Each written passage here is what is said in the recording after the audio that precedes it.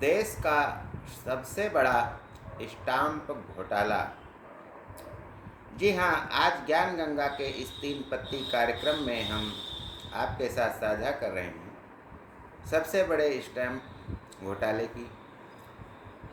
कर्नाटक के कानपुर में 1961 में एक चतुर्थ श्रेणी रेलवे कर्मचारी के घर अब्दुल करीम तेलगी नाम के बच्चे का जन्म होता है 1961 में।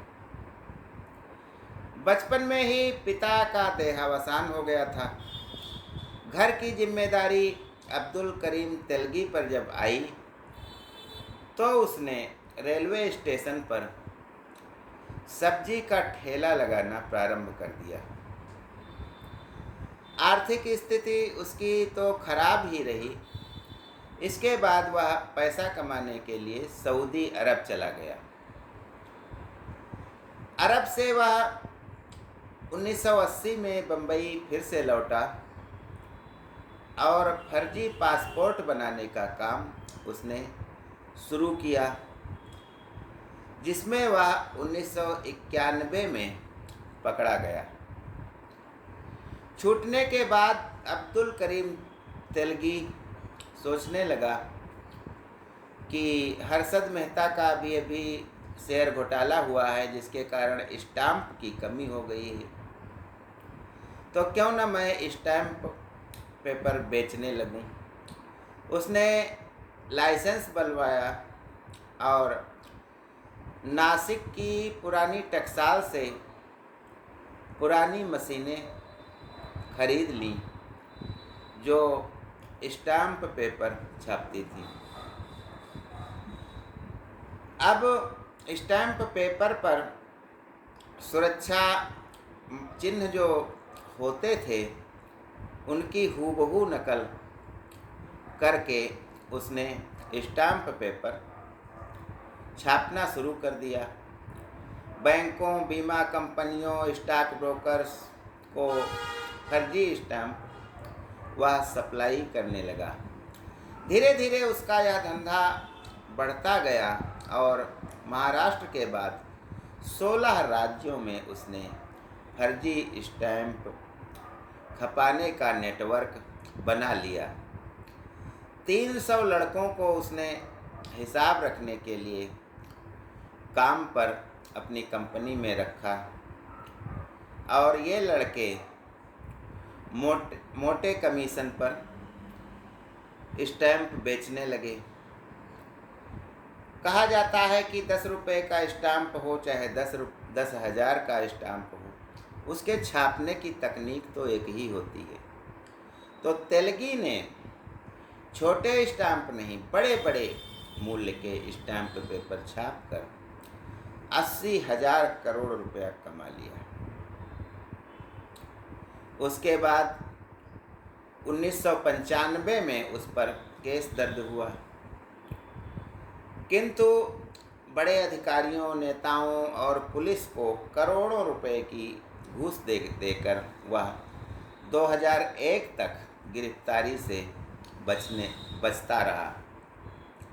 यानी अब्दुल करीम तेलगी को 2001 से पहले नहीं गिरफ्तार किया गया।